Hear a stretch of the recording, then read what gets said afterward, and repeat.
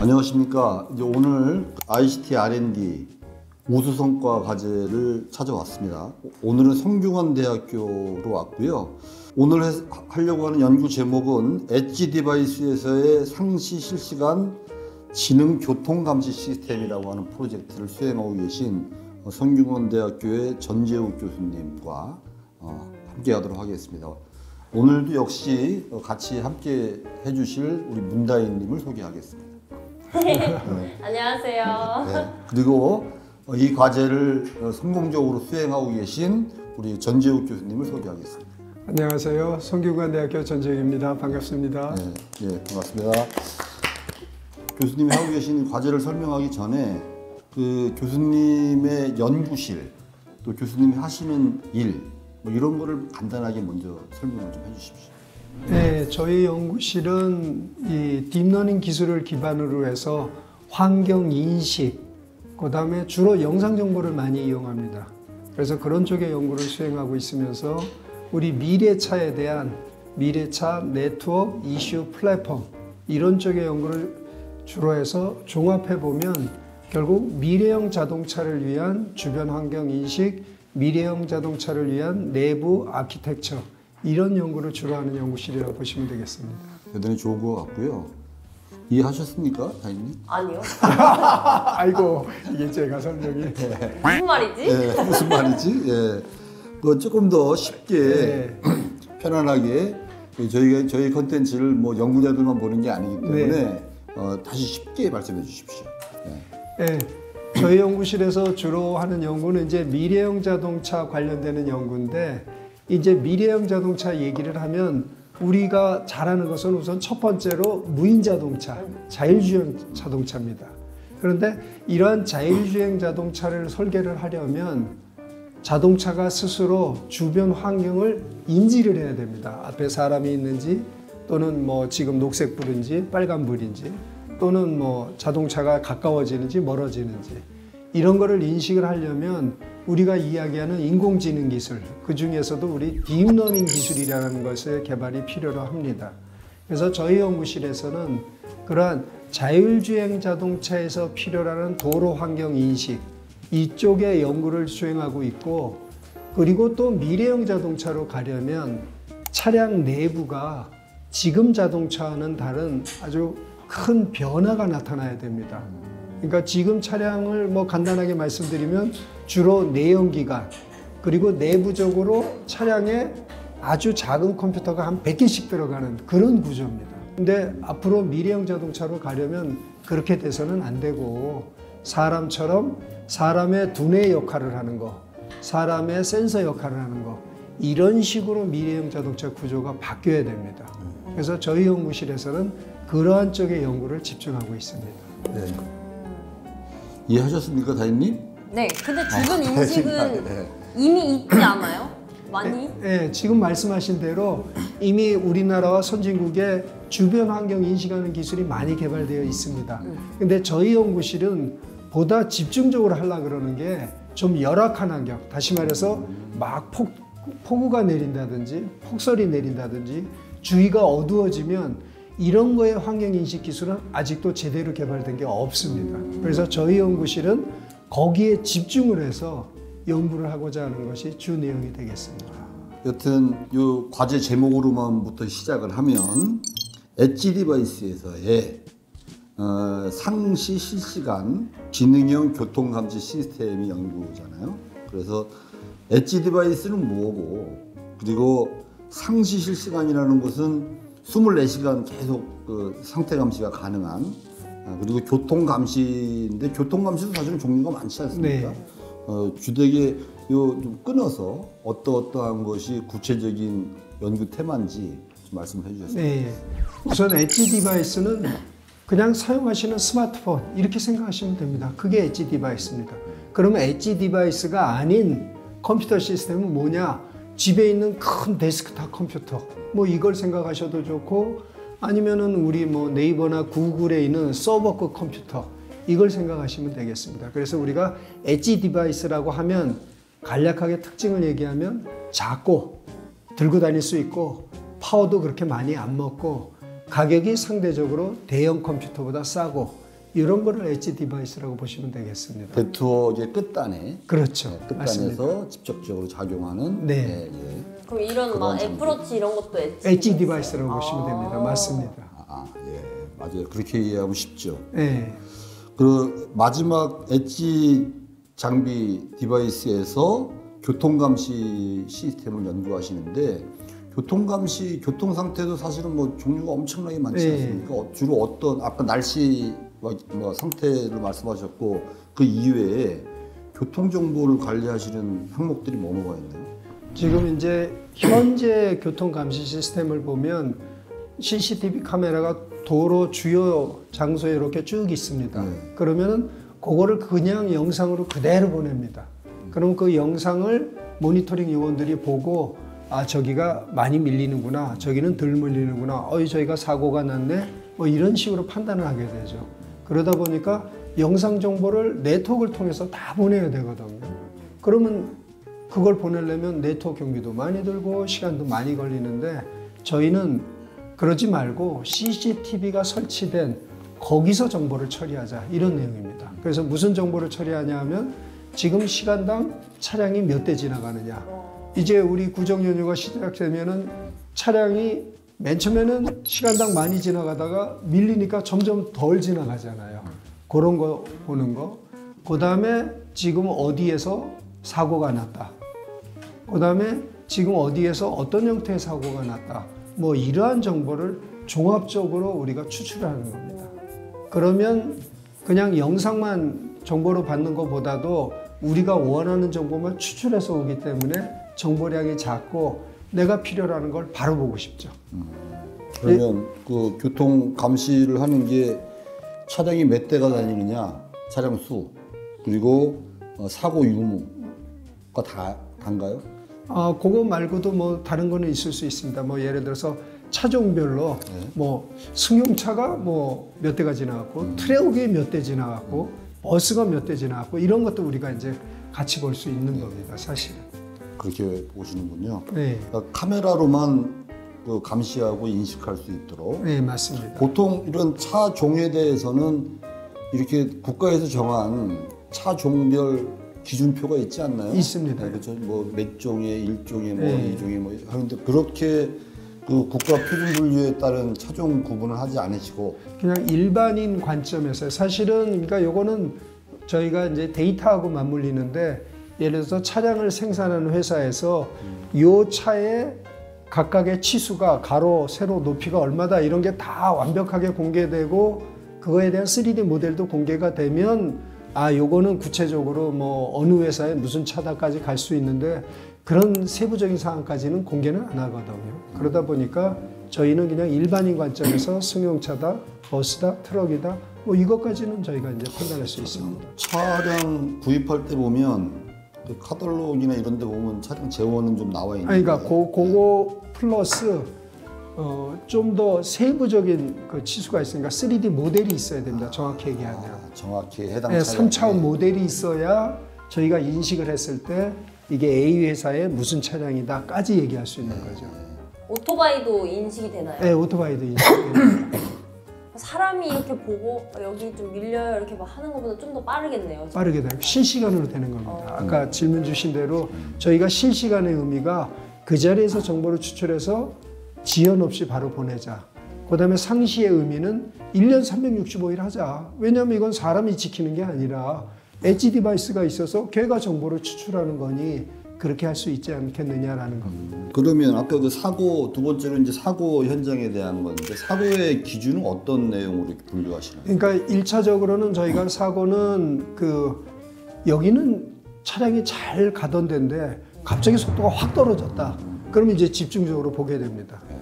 그러면 이제 사고의 유형은 사실은 그것도 따지면 엄청나게 많게 될 텐데 저희가 여기서 가장 핀포인팅 하는 건 말 그대로 차가 부닥쳤다든지 차가 뒤집어졌다든지 하는 이런 전형적인 사고라고 하는 그런 약간의 접촉이란 거 그것도 사고는 사고인데 그거는 사람마다 또 뭐 사고가 아니다라고 볼 수도 있으니까 저희가 여기서 사고라고 하는 건 말 그대로 진짜 큰 사고에 해당하는 그런 걸 주로 디텍트하게 될 겁니다.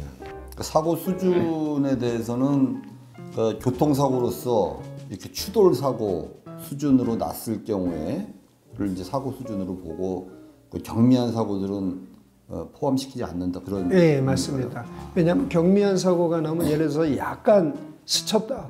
그러면 이제 그 사고를 입힌 사람이나 사고를 당한 사람 성격에 따라 다르겠습니다만 차가 잠시 섰다가 갈 수도 있고 어떤 사람은 막 싸우느라고 밀릴 수도 있거든요.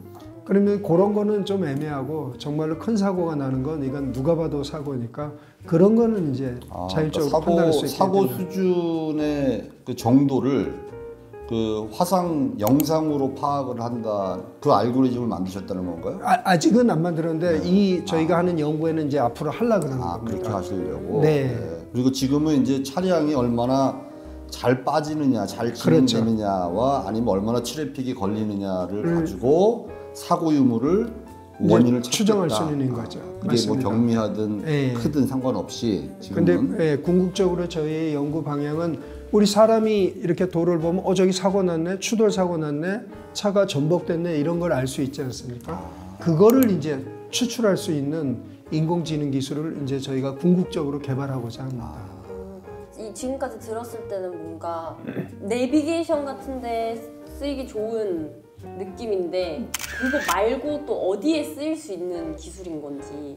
이제 내비게이션에도 물론 쓰일 수 있고 현재는 이 도로 상황 실시간으로 파악하는 게 대부분 내비게이션 스마트폰에서 내비게이션을 쓰면 우리 무슨 텔레콤 회사가 그 정보를 모으면 차량이 어떻게 움직이는 게 이렇게 보이죠.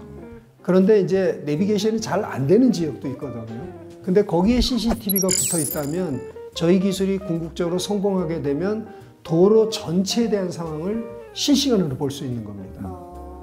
그러면은 그 정보가 우리 향후 스마트 시티로 갈 때도 큰 의미가 되고 그리고 그 정보를 보면 예를 들어서 이 신호등을 관제하는 관제 시스템 차원에서 야 저기가 밀리니까 저기에 녹색불을 길게 주자. 여기는 그 빨간색을 좀 짧게 주자. 뭐 이런 조정을 바로바로 대응을 해서 도로의 활용도도 높아질 수가 있는 겁니다. 구체적으로 지금 하시고 계신 연구를 이제 정리해서 제가 이해가 됐는지 한번 말씀드려 보면 CCTV 카메라 그 카메라에 그 내장돼서 그 AI 기능을 내장시켜서 그 카메라 자체가 그 차량의 교통 상황을 항상 그 판단할 수 있고 그리고 사고 유무를 카메라 자체에서 판단할 수 있도록 할 수 있는 기술을 만들겠다는 거죠. 네, 맞습니다. 그리고 거기서 그 판단된 내용들을 영상으로 중앙관제센터에 보내는 게 아니라 텍스트나 적은 양의 데이터로 이렇게 보내주거나 항상 그 감시하고 있는데 특별하게 사고나 이벤트가 생겼을 경우에 또 이벤트 데이터를 보내주고 하다 보니 데이터 트래픽도 아마 적게 걸린다는 얘기고 그리고 조금 더 많은 것들을 카메라 단에서 일단 사고 유무를 볼 수 있으니 사람이 이렇게 종합관제센터에서 모니터 막 놓고 보는 것보다는 훨씬 더 정확할 거다. 그런 연구신 거예요? 네, 맞습니다. 그렇습니다. 이제 실용적인 관점에서는 지금 말씀하신 대로 카메라랑 엣지 디바이스를 붙여서 만들 수도 있고 기존의 카메라 회사들이 많이 있으니까 카메라는 그대로 쓰고 거기에 엣지 디바이스를 별도로 놓고 이렇게 구성할 수도 있습니다. 그렇습니까? 네. 이 스마트폰에다가 직접 뭐 설치하거나 그럴 필요는 없겠네요.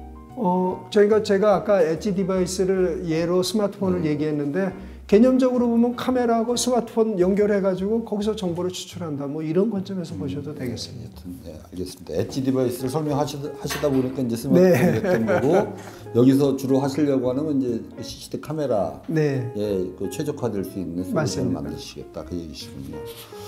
이 사업은 그 소프트웨어 스타랩 사업으로 지원을 받으셨는데 소프트웨어 스타랩 사업은 어떤 사업으로 이해하고 계십니까? 소프트웨어 스타랩은 그 IITP하고 과기정통부가 지원하는 장기 연구 사업입니다. 그래서 8년간 지원을 하고 매 연구비를 3억 원씩 지원해 주거든요. 그래서 이 연구자 입장에서는 1년간 연구비도 크고 무엇보다도 매력적인 게 8년이라는 연구 기간을 줘요. 대부분의 정부 과제는 보면 길어야 뭐 3년 뭐 이 정도 되거든요. 그러다 보니까 3년 안에 뭔가 아웃풋을 내야 된다. 거기에 우리가 목표를 두는데 이렇게 8년씩 장기 연구를 하게 해주면 야 우리 그럼 8년까지 갈 수 있는 뭔가 좀 도전적인 연구, 세계적 수준이랑 경쟁할 수 있는 연구 이걸 해보자 할 수 있는 그런 프로그램입니다. 그래서 이러한 스타일의 프로그램이 사실은 교수들 입장에서는 굉장히 매력적이에요. 다만 워낙 좋은 프로그램이다 보니까 이 경쟁률이 굉장히 셉니다. 네. 그러면 이게 지금 CCTV 카메라 자체에서 판단할 수 있고 문제점을 인식할 수 있는 내용들인데 사업 계획서에 보니까 최종 목표 성능이 차량 검출 및 추적 정확도 99%, 차량 추적 성공률 99%, 속도 추정은 100%네요. 네. S1 스코어를 바탕으로 하는 네, 그 관점에서입니다. 그러니까 이게 뭐예요? S1 스코어라는 게? 저게 이제 국제 경진 대회에서 내놓는 지표입니다. 성능 지표. 그래서 그 지표는 뭘 의미하냐면 1등한 팀은 100%가 되도록 지표가 정해져 있어요. 그러니까 그런 의미를 보시면 됩니다. 1등하면 100%예요. 네. 그러니까 실제 속도가 물리적으로 정확도를 따지는 게 이게 아니라 아니고 1등하면 100%가 나오도록 이런 게 있습니다. 조금씩 국가 R&D에서 네. 숨어 있는 맹점인 것 같아요. 그래서 그 안 그래도 지금 말씀하신 게 심사위원이 이게 어떻게 100%가 나올 수 있느냐 해서 제가 그때 설명드린 건 저희가 요 대회에 나가서 1등을 하겠습니다라는 겁니다. 근데 그 대회가 없어졌어요 최근에. 그럼 이거 목표 어떻게 지수를 확인하십니까? 사실은 바꿨어요. 그래서 바꾸셨어요? 네, 대응되는 걸로. 그 차선 검출 정확도도 있네요. 99%. 네. 그러니까 차가 얼마나 차선 내에서 잘 이동하고 있는지. 그러니까 그 차선의 정보를 얼마나 잘 추출하느냐 그겁니다. 다 그 교통 혼잡도 검출 정확도 99%, 비정상적인 교통 상황 감시 정확도 99%. 이 99와 100%의 차이를 어떻게 퍼펙트 틀릴 수도 있으니까. 네, 99%라고 잡은 거는 첫 번째가 세계 최고를 이루겠다라는 겁니다. 왜냐하면 아직 그 정도 수치를 이루는 데는 없어요. 그래서 야심차게 잡았고, 근데 왜 100이 안 나오느냐? 저희가 아무리 해도 정말로 저희가 생각하지 못하는 요소가 나올 수밖에 없거든요. 그런 것 때문에 저희가 99%라고 적은 겁니다. 이왕이면 뭐 99.99 이렇게 하시는 게 더 나으니까 오차율 좀 계산해서 1%면 너무 큰 것 같아요. 네. 그래서 이쪽 AI 연구하는 사람들이 뭐해서 나는 100% 한다. 그럴 경우에는 이 조건이 딱 구조화된 데서만 그렇게 됩니다. 아닌 경우에는 그렇게 될 수는 없습니다. 왜 근데 CCTV 보통 있으면 벌레 같은 것도 지나갈 수 있잖아요. 그 벌레도 인식을 하나요? 이게 차가 아니라 지금 벌레다. CCTV 앞에 있는 벌레임. 이렇게 인식을 할까요? 그러니까 벌레는 인식은 못할 테고 이거는 그냥 잡음이다. 이렇게 인식을 할 겁니다. 잡음이다. 왜냐하면 그런 거는 이제 저희가 AI 기술을 이용해서 여러 개 학습을 시켜 놓는데 벌레에 대한 거는 특별히 학습을 안 해놨거든요. 그러면 이제 그런 게 지나가면 이건 카메라의 잡음이다. 왜냐하면 카메라라는 것도 계속 잡음이 생길 수 있으니까요. 그럼 이건 잡음 효과니까 그거는 무시하고 우리가 원래 하고자 하는 거기에 이제 집중해서 일을 하겠죠.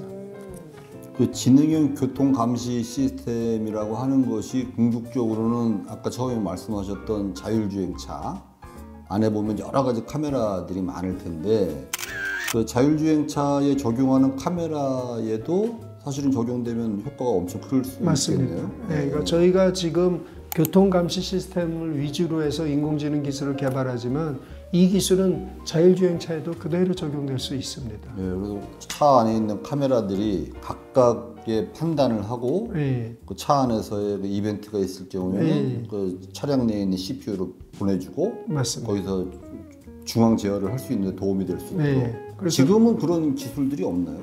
지금도 이미 그런 기술이 있기는 그렇죠. 합니다. 있기는 한데 아까 제가 초반에 얘기한 것처럼 아직은 열악한 조건, 아주 어두워진다든지 비가 많이 내린다든지 눈이 아주 많이 내린다든지 이런 데서는 아직은 잘 안 됩니다.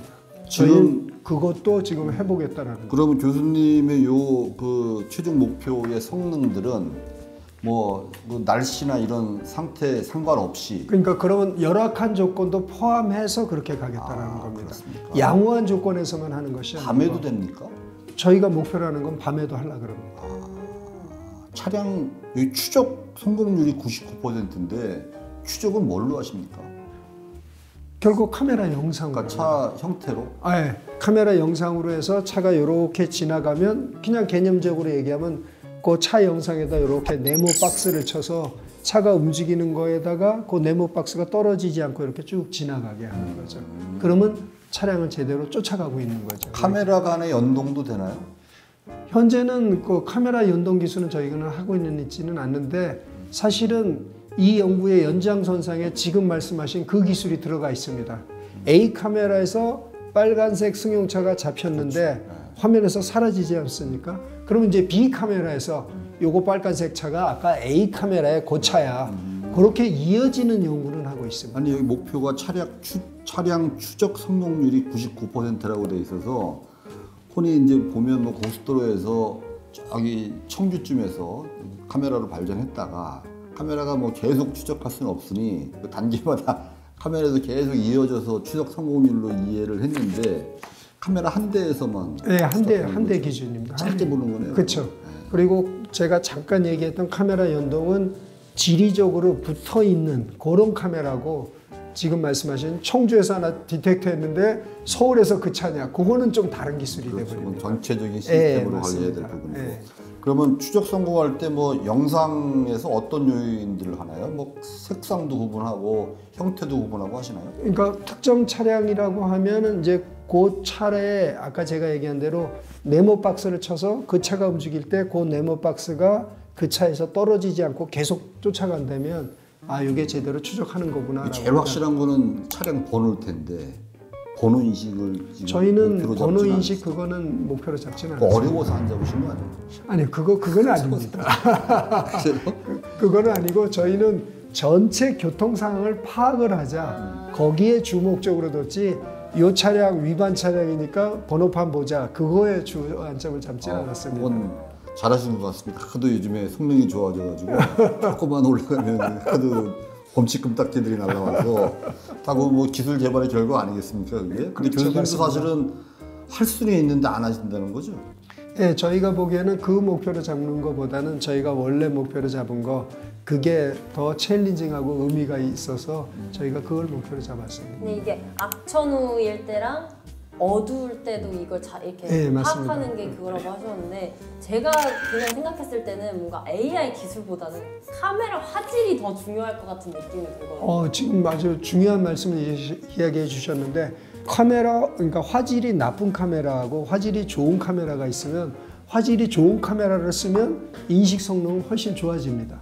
근데 그건 카메라 회사가 할 일이고 아무리 좋은 카메라를 쓰더라도 아주 어두워진다든지 눈이나 비가 많이 내리면 그거는 어쩔 수 없이 사람이 봐도 화질이 나빠지잖아요.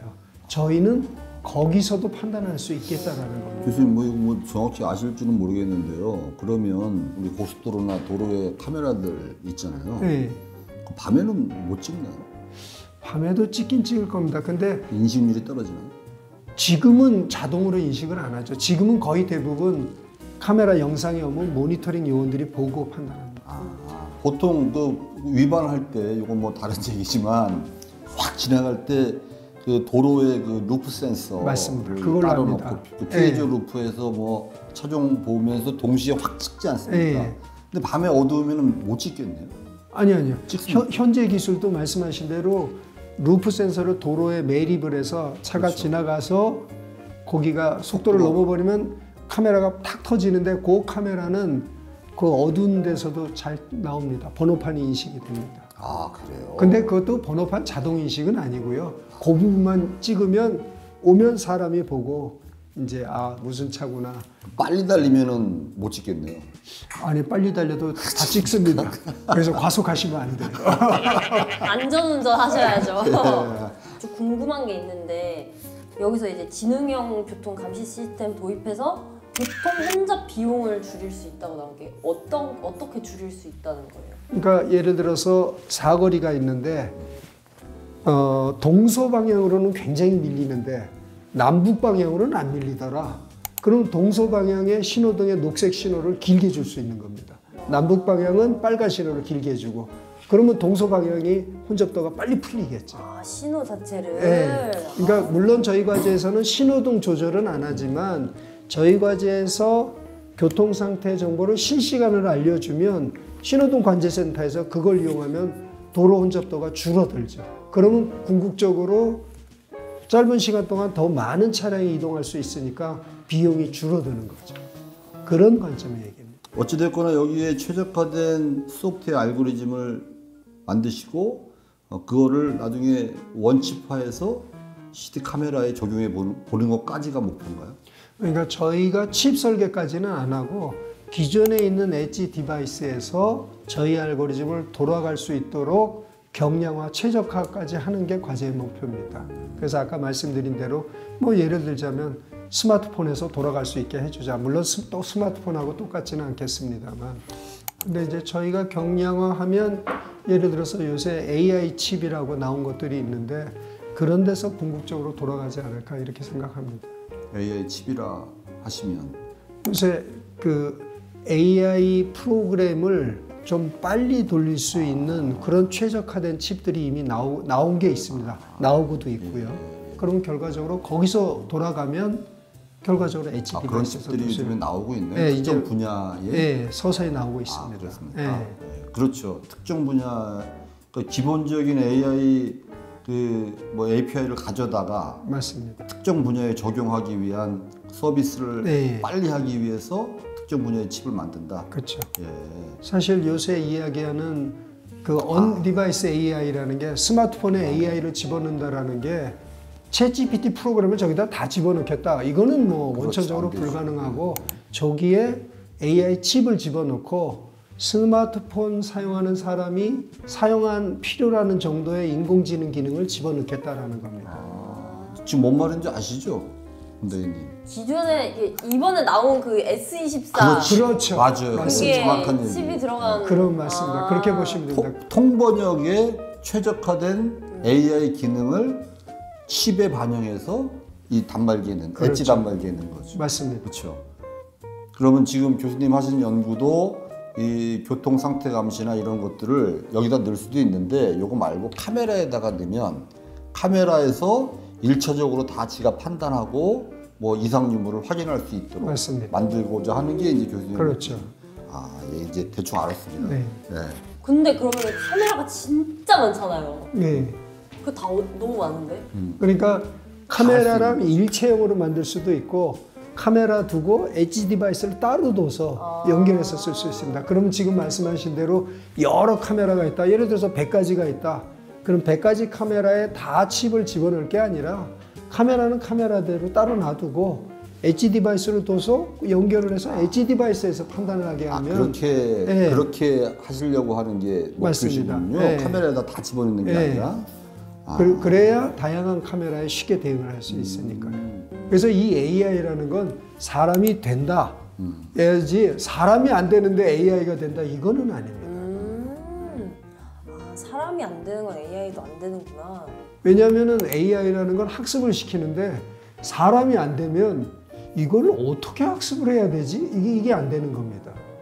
AI한테 이건 차량이야, 이건 사람이야 이렇게 알려주고 학습을 시켜야지 AI한테 이건 차량인지 사람인지 강아지인지 몰라 네가 알아서 다 해.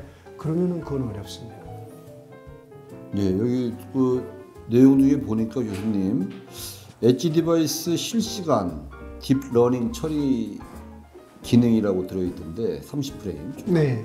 이건 어떤 내용으로 집어넣으신 거예요? 일단 그 카메라의 대부분이 초당 영상이 30장 나옵니다.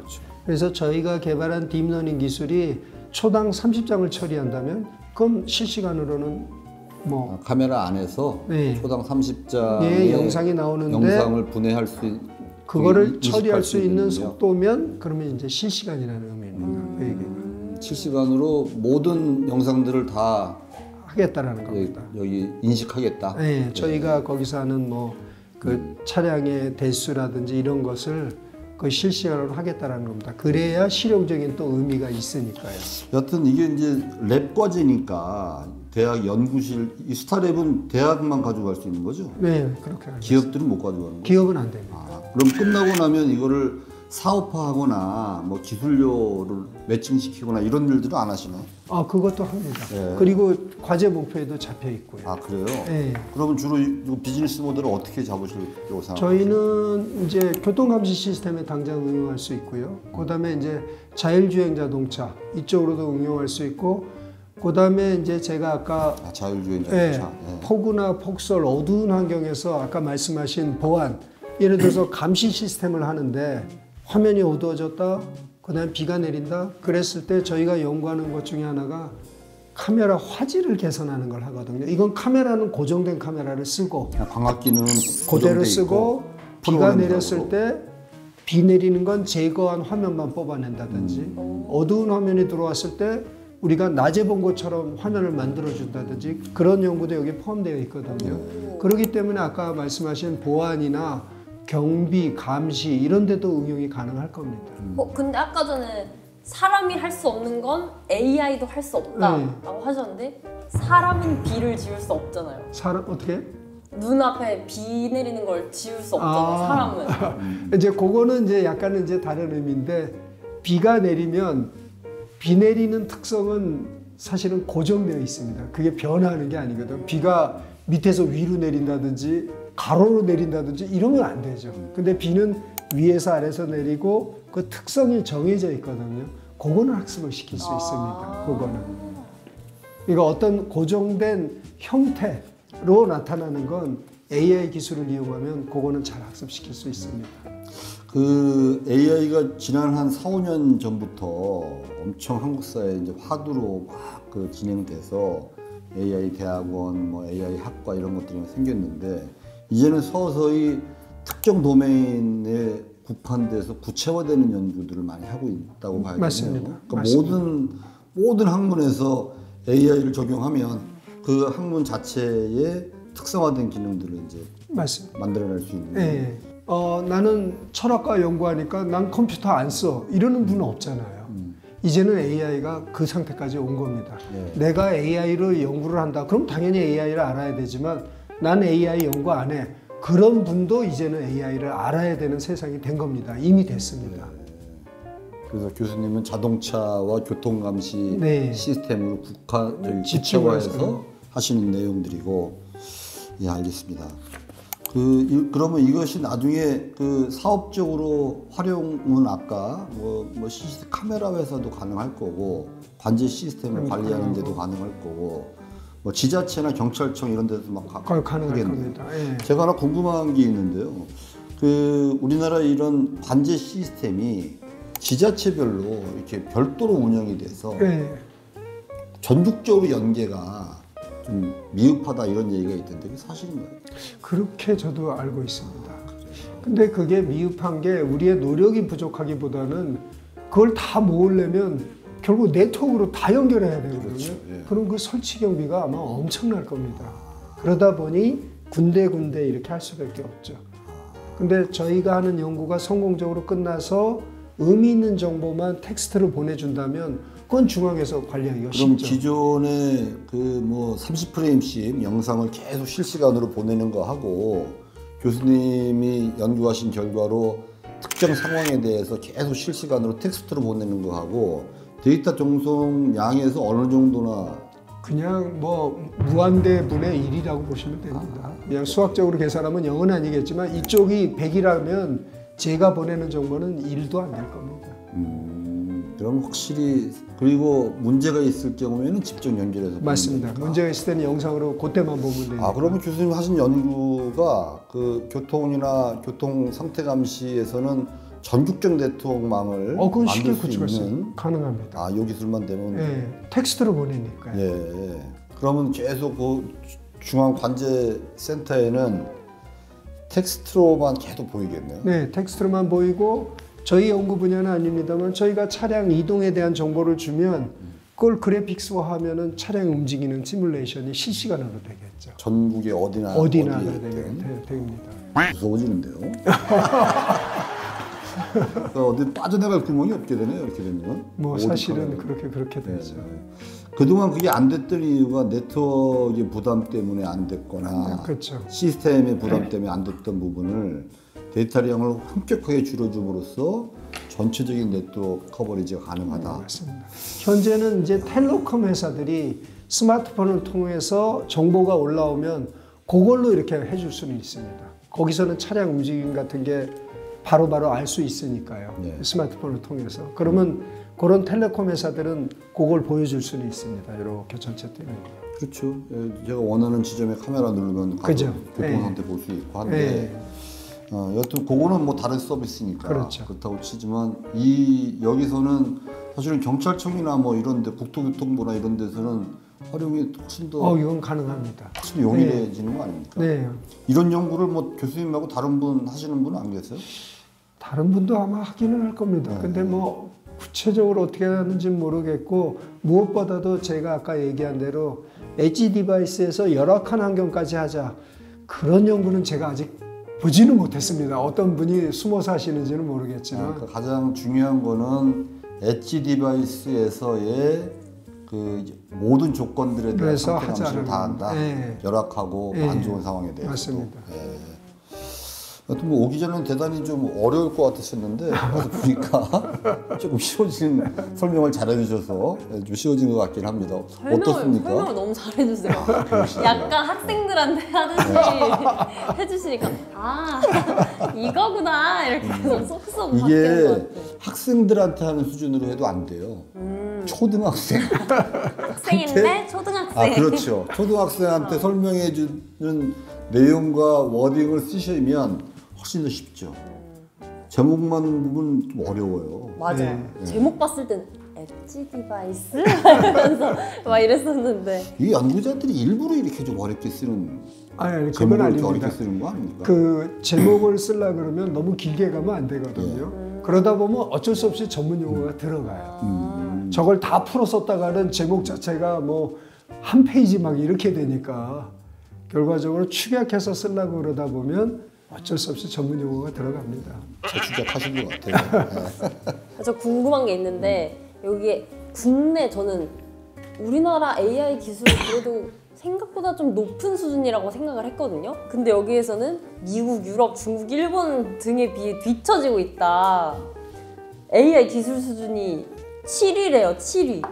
생각보다 너무 낮은 거지.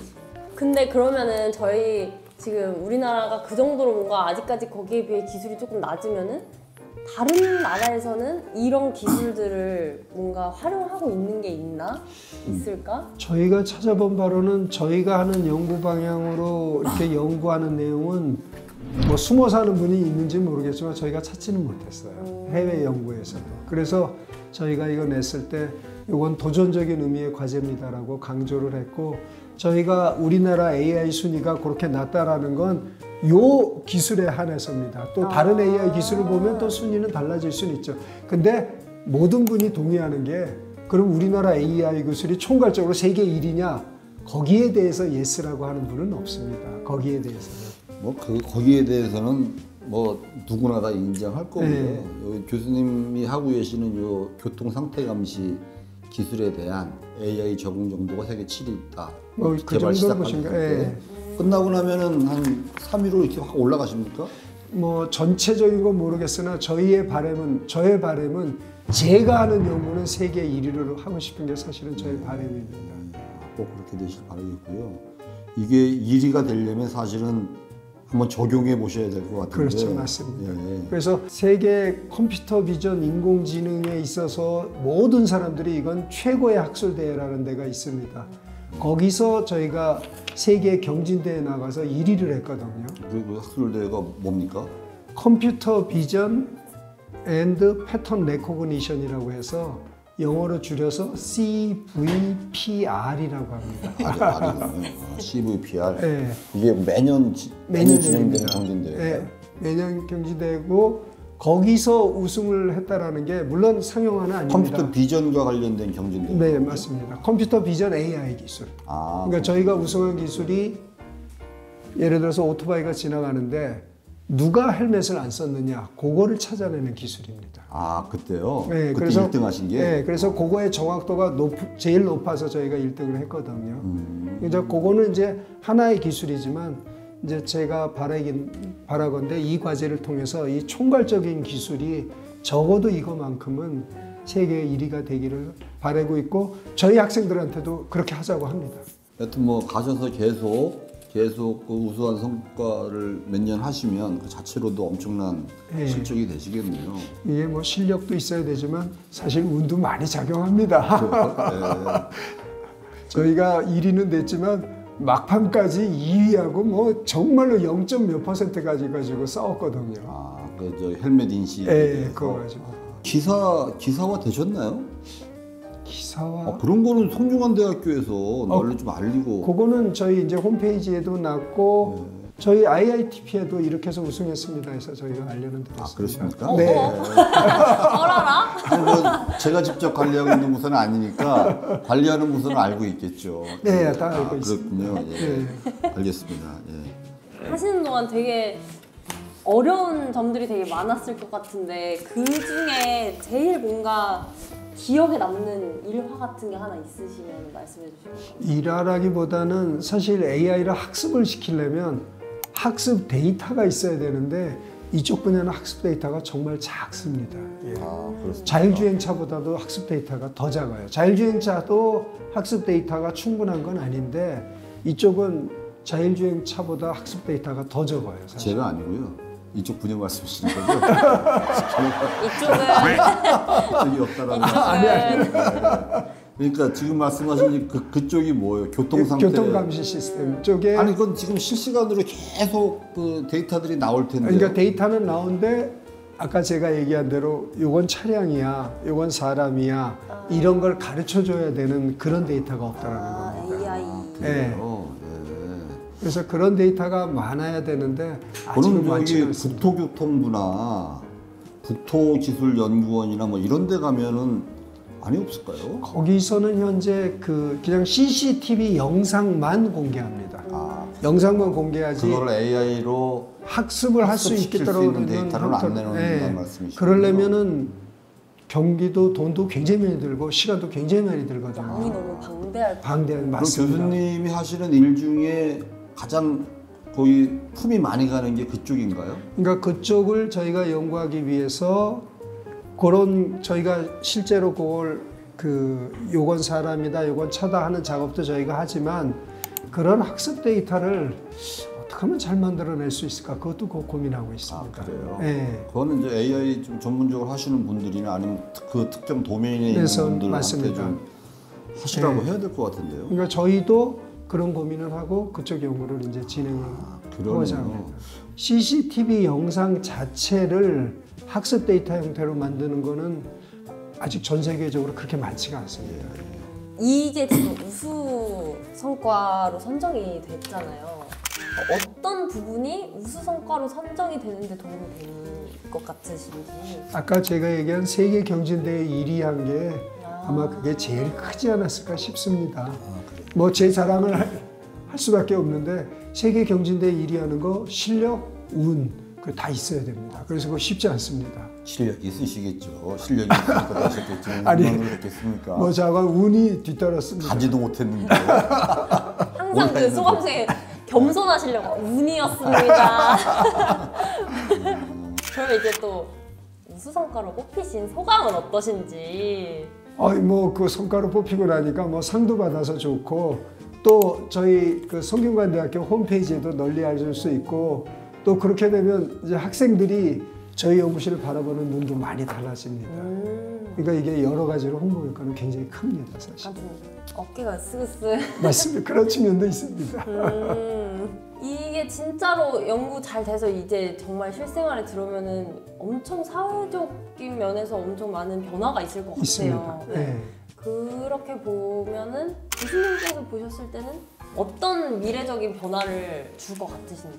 아까 제가 말씀드린 대로 저희 기술이 성공적으로 개발이 되면 도로 상황에 대한 실시간의 그 데이터를 얻을 수 있거든요. 그러면은 도로 활용도가 훨씬 높아지고 스마트 시티를 설계를 할 때도 예를 들어서 어떻게 도로를 설계하면 좋으냐 하는 걸 시뮬레이션을 할 때 저희 기술도 활용을 해볼 수가 있는 겁니다.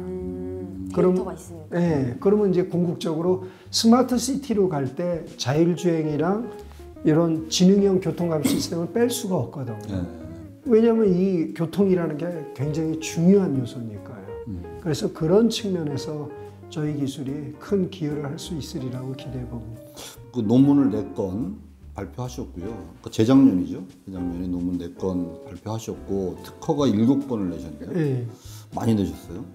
뭐 좌우간 열심히 특허를 내야 예. 나중에 이게 기술 이전하는데 도움이 많이 됩니다. 그리고 23년도 성과로 기술료도 실시간 물체 검증 및 회전각도 판별 방법이라고 해서 2천만 원의 기술료를 이전하셨다고 예. 되어 있는데 맞습니까? 네, 맞습니다. 그리고 그 전년도 22년도에는 그 페이턴트 어사인먼트 어그리먼트라고 해서 이건 뭐 양해 협약을 하신 거예요? 특허 기술료를 이전한 거예요. 아, 그 하신 특허를 이전하셨어요? 네. 어디다 이전하셨습니까? 미국 AST에 이전했습니다. 그러면 그 1억 3천이나 받으셨는데 네, 그겁니다. 아, 그렇습니까? 그럼 네. 뭐 연구에서 기술료를 받으시면 교수님이 다 수입으로 잡히시나요? 아, 그렇게는 안 되고요. 이거 뭐 괜찮으신데요? 예. 아, 그렇게 되면 좋은데 그렇게까지는 안 되고 이제 특허를 내는 경비, 특허 유지 경비를 위해서 학교에서 집행한 경비가 많거든요. 반띵 하나요? 그거 공제하고 또 학교가 공제하고 그다음에 이제 그 연구실에 이제 배분을 해줍니다. 그러면 저는 그 기술에 기여한 이제 학생들이랑 해서 같이 나누게 돼요. 아, 학생들도 같이 나누셨습니까? 네, 네. 또 안 나누시는 분들도 많던데요. 아, 대부분 나눌 겁니다. 그렇습니까? 아, 그래서 실질적으로 기술 이전을 한 게 벌써 2건이 나오신 네. 거네요. 특허는 다 합쳐서 12건 나오셨고. 아마 누적치인가요, 이게? 이거 누적 칠 겁니다. 그리고 출원이 아직은 많고 등록은 아직은 많지 않은데 그러네요. 시간이 지나면 아마 등록도 늘어날 겁니다. 예. 등록이 돼야 이게 의미가 있거든요. 어떤 특허를 미국에 이전하셨나요? 자율주행 정차선 인식 방법.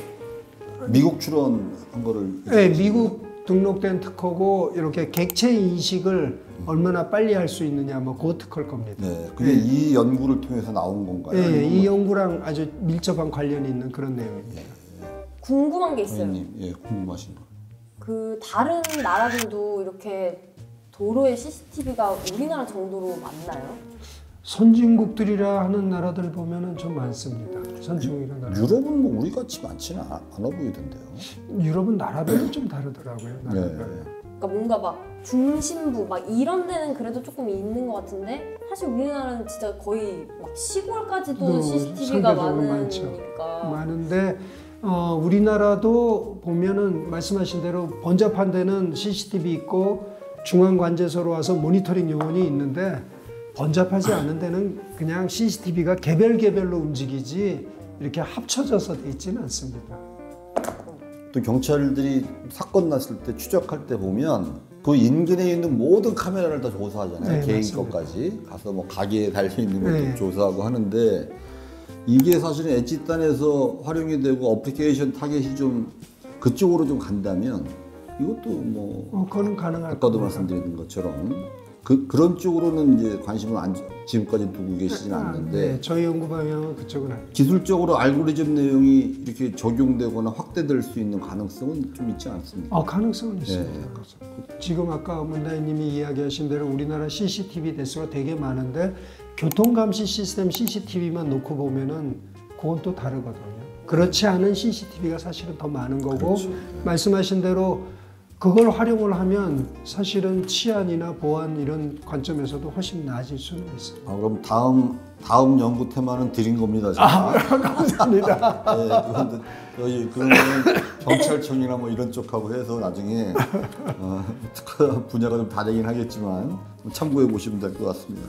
그 다음에 이제 저희 어려운 점은 과연 우리가 이렇게 했을 때 아까 말씀하신 실용화 측면에서 과연 이 기술을 필요로 하는 사람이 우리가 가는 방향하고 딱 여기에 맞을 거냐 이거는 사실 아직도 좀 고민 사항입니다. 학교다 보니까 새로운 연구, 새로운 논문, 새로운 특허 이런 거는 나름대로 좀 뭐 우리가 전문가라고 자부를 하지만 이게 사업하는 이게 또 다른 얘기거든요. 그러시겠죠. 네, 그래서 그런 관점에서 뭐 관련되는 분들한테 이게 어떻습니까? 이렇게 얘기는 해보는데 그런 관점에서는 사실은 좀 어려운 것 그러려면 같습니다. 이런 그 연구를 하고 계신 내용들을 널리 좀 알리고 홍보하고 이런 것도 필요할 텐데 네. 사실은 그거 쉽지 않으시잖아요. 네. 대학에. 그리고 이렇게 기초 연구나 뭐 기본적인 알고리즘 연구하신 분들은 끝나고 나면 그냥 묻히는 경우들도 많이 있지 그런 경우가 않습니까? 많습니다. 그거는 기술이 나빠서라기보다는 그렇죠. 말씀하신 대로 팀장님이 말씀하신 대로 알려지지 않아서 그런 경우가 있을 수도 있고 또는 기술 자체는 정말로 획기적이지만 지금 당장 실용하기에는 좀 여건이 안 맞는 뭐 이런 관점이 있을 수도 있습니다. 사실은.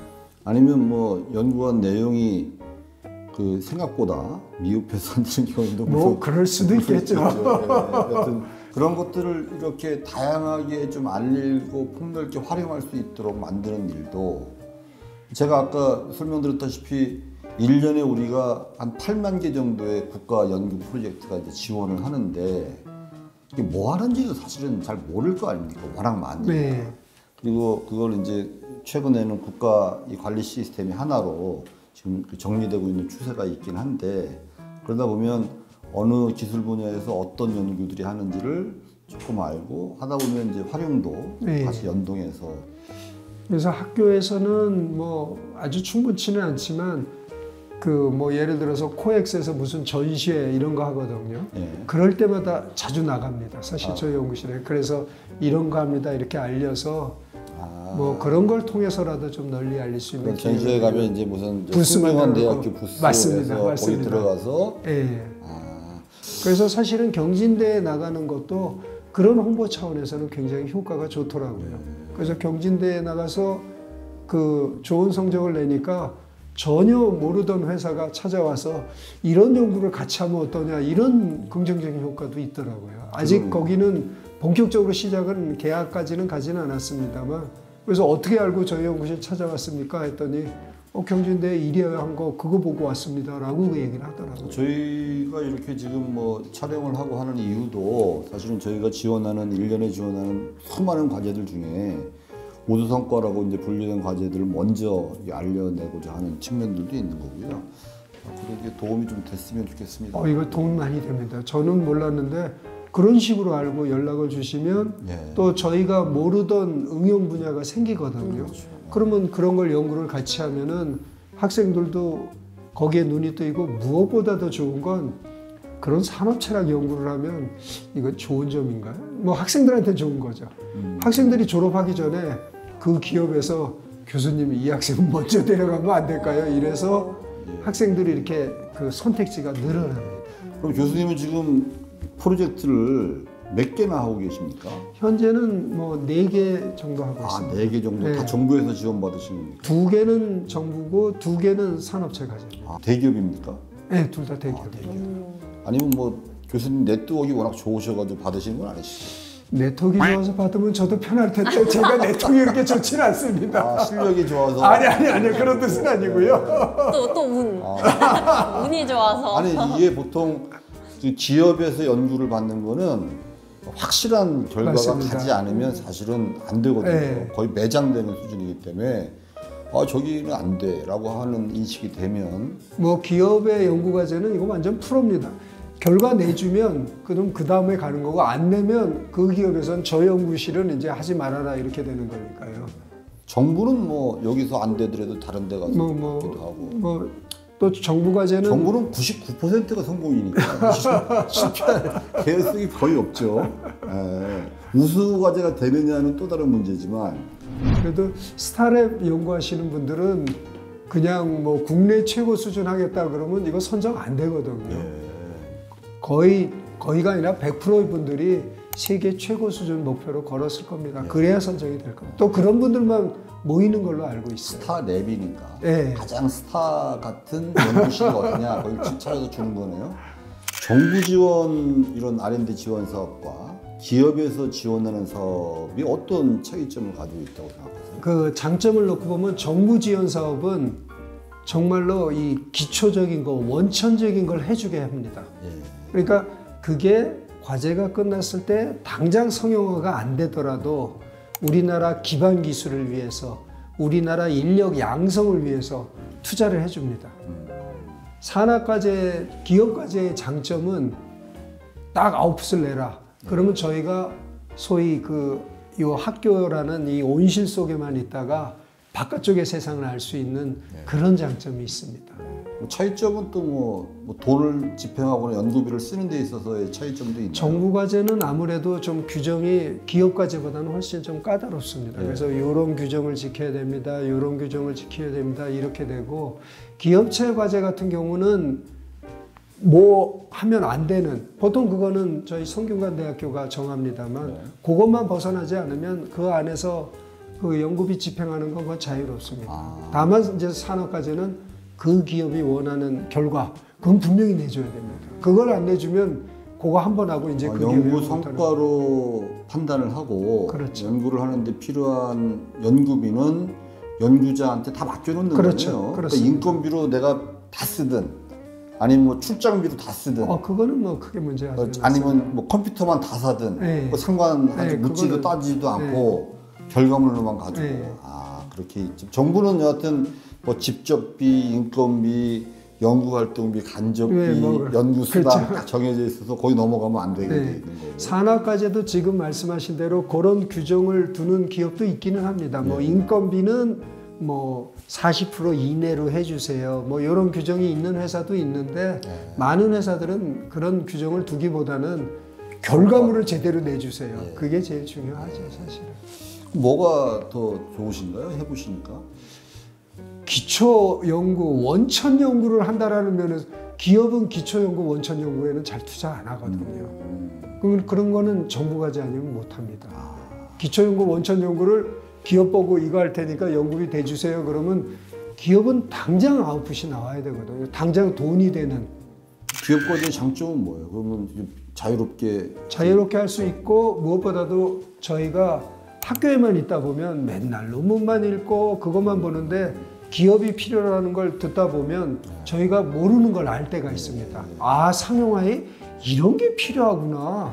우리는 이런 기술은 별로 그렇게 중요하지 않다고 생각하는데 이런 걸 깨닫게 해주고 또 그 기업의 그 고위 임원들을 이렇게 만나보면 꼭 대기업이 아니더라도 중소기업의 CEO 이런 분들은 교수가 모르는 걸 가르쳐줘요. 야, 지금 저기 일본이나 독일에선 이러이러한 연구를 하고 있어. 그건 나 전혀 몰랐는데 논문에도 없는데 아니야, 거기 하고 있어. 그러면 우리 이렇게 방향 잡는 데 굉장히 도움이 많이 됩니다. 그래서 저희 연구실이랑 과제를 많이 한 중소기업 사장님이 계시는데 그분한테 제가 그런 자문을 많이 구해요. 지금 어떻게 변하고 있습니까? 그러면 이렇게 가고 있습니다. 그거는 교수들이 얻기 어려운 정말로 소중한 정보입니다. 그런 게 사실은 산학과제에서 얻을 수 있는 정보예요. 그러니까 관리는 기업 과제처럼 하고 연구는 정부 지원 연구처럼 하고 그럼 가장 아이디어라겠죠. 여튼 뭐 쉬운 부분은 아닌데 여튼 그것도 한번 나중에 반영이 되면 연구 자율성 측면에서 고민해 볼 수 있는 측면이라고 생각이 듭니다. 또 이 기회를, 이 자리를 빌어서 우리 함께 연구를 했던 학생들에게 영상 편지 한번 남겨주실게요. 우리 학생들 그동안 그 교수가 여러 가지를 푸시했는데 정말로 그거 잘 견뎌주고 연구 열심히 해서 좋은 결과 내준 거 정말 고맙게 생각합니다. 근데 여기서 또 잔소리 할 수밖에 없는데 이렇게 열심히 한 거 어디 안 갑니다. 다 여러분을 위한 정말로 소중한 그 미래에 대한 투자니까 앞으로 계속 열심히 해서 계속 좋은 결과 냈으면 좋겠습니다. 감사합니다. 너무 훈훈해요. 그 학생들한테 하시는 말씀도 좋고 혹시 정부나 IITP에 대해서 바라거나 원하시는 거 고맙다는 얘기 말고요. 그건 충분하셨으니까. 네. 팀장님 오신 김에 IITP에게 뭐 이런 바라는 거를 점. 조금 더 했으면 좋겠다. 이런 일단 고맙다는 얘기부터 먼저 해야죠. 우리 IITP의 요 과제 관리해 주시는 분이 박진국 수석님인데 워낙 여기 아주 세심하게 잘 그걸 해주시더라고요. 학교에서 뭐 요거 불편하다 그러면 어떻게든지 반영해 주려고 그러고 뭐 그러시기 때문에 항상 고맙게 생각하고요. 제가 IITP랑 과제한 게 이거 말고도 다른 것도 있었는데 IITP 분들이랑 얘기하면 얘기가 잘 돼요. 그래서 이거 이렇게 해주면 어떻습니까? 그러면 정말로 되는 방향으로. 예전에 IITP에서 떨어진 과제 하나 얘기할게요. 그때 제가 과제를 냈는데 뭘 고쳐야 됐어요. 그래서 부랴부랴 휴대폰으로 전화가 걸었더니 제 그분 성함은 기억이 안 나는데 그분이 애를 보시면서 전화를 받아서 그거 해드릴게요 하면서 바로 고쳐주시더라고요. 근데 안 그런 분들도 많거든요. 그래서 그런 거는 정말로 물론 그 과제는 제가 떨어졌습니다만 지금도 정말로 고맙게 생각해요. 뭐 칭찬만 계속 하시는데 이렇게 성균관대학교가 엄청 좋아졌어요. 네. 왜 그런 겁니까? 아니 여기 딱 들어오다 보니까 일단 학교 분위기가 예전하고 많이 다른 것 같아요. 일단 삼성이 재단으로 들어온 이후에 정말로 퀀텀 점프했습니다. 이렇게 확 뛰었네요. 네, 확 뛰었습니다. 그래서 재단에서 투자도 많이 이루어졌고 반면에 이제 우리 교수들은 굉장히 힘들어졌습니다.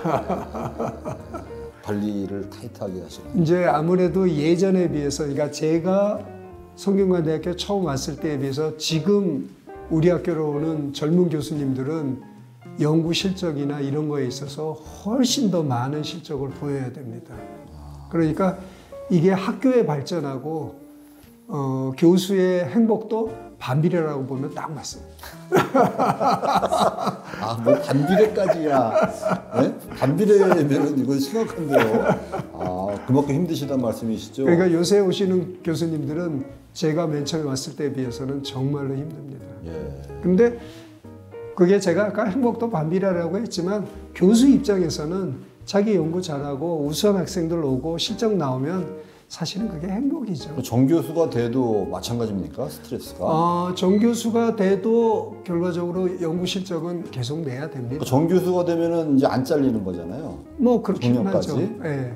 그래서 그러면 뭐 연구 실적 좀 안 내고 좀 이게 편하게 있어도 되는데 분위기상 못한다 그 말씀이시죠? 뭐 분위기상 못하고 아무래도 이제 학교가 제공하는 여러 가지 페이버 그거는 이제 못 받게 되는 거죠. 뭐 연구년 이런 거 안 보내면 뭐 강의 시수가 늘어난다든지 이럴 수밖에 없습니다. 네. 그건 뭐 말씀하시기 쉽지 않은 부분일 것 같은데 어찌됐거나 학교의 이 수준이나 상황이 이 퀀텀 점프할 정도로 확 올라갔다 그 말씀이시죠? 네. 그렇군요. 분위기를 보니까 많이 바뀌긴 한 것 같아요. 네, 그래서 지금 보면 우리 학교 교수님들 모두 정말로 다 열심히 하시고 다 잘하십니다. 그래서 앞으로 뭐 더 많이 발전하리라고 이렇게 기대해보고 저희가 항상 얘기하는 게 입학 성적 가지고 학교가 결정되는 게 아니고 우리 졸업생들 학교에서 내놓는 실적 이거 가지고 결정되는 그런 쪽으로 가야 된다. 특히 저희 성균관대학교가 그런 얘기를 많이 합니다. 아니 올해 연구비가 많이 국가적으로 전체적으로 좀 줄었어요. 교수님 과제는 크게 문제 없으신가요?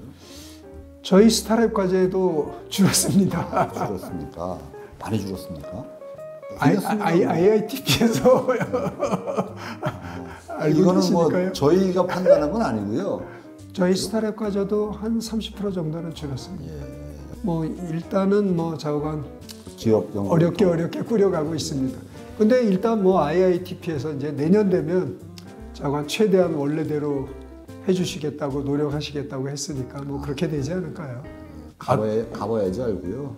그렇게 돼야 되지 않겠습니까? 그건 뭐 제가 직접 관리하고 있는 건 아니고 아까 우리 그 과제 관리하고 있는 그 담당 연구원들이나 아니면 전체적으로 국가 예산이 이렇게 좀 집행되면 아마 원래대로 회복되지 않겠나 싶은 생각은 있습니다. 마지막 질문입니다. 앞으로 이제 나아가고자 하는 방향 또는 비전이 있으실까요? 저희는 아까 제가 맨 처음에 말씀드린 대로 영상을 이용한 주변 환경 인식 이쪽으로 계속 연구를 하면서 미래차에 대한 그런 연구를 계속 지향을 하려고 합니다. 그러면은 결국 이 기술의 활용도가 점점 넓어질 테고 바라건대 저희 연구실에서 양성되는 학생들이 제가 학생들한테 항상 그런 얘기합니다. 국내에도 최고 기업이 많다. 그런데 국내만 보지 말아라. 해외에도 많다.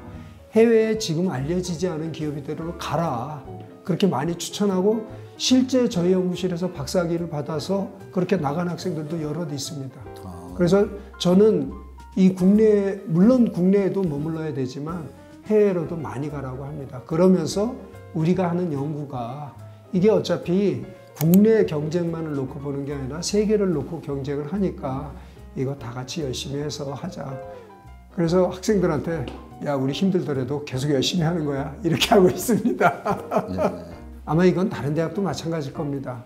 우수한 학생들이 학부만 졸업하고 기업에 많이 가요. 왜냐하면 우리나라 대기업 이 임금 수준이 전 세계랑 비교해도 일본보다 높습니다. 일단. 네, 다른 나라 통계는 모르겠는데 대기업 초임. 네, 초임이 일본 대기업하고 우리나라 대기업을 비교하면 우리나라가 더 높거든요. 예.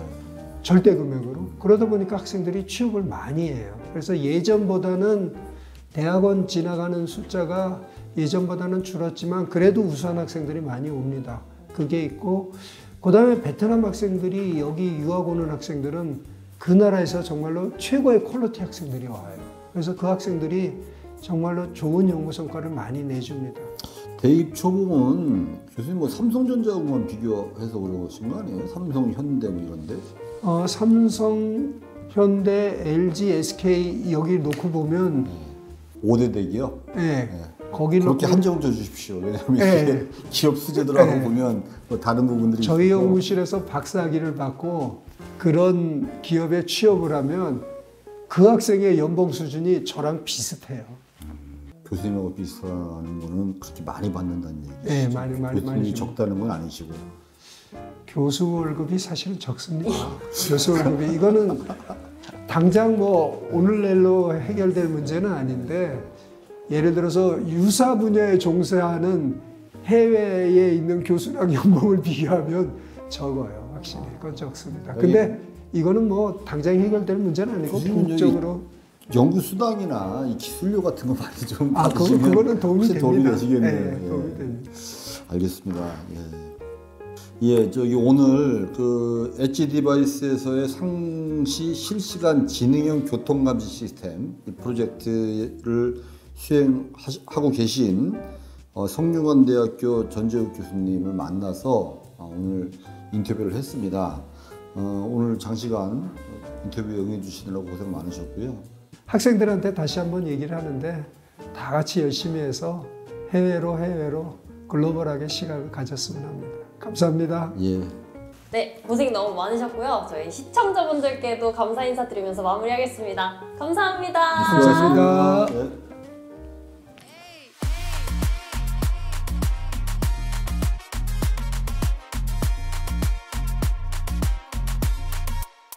Dale, dale.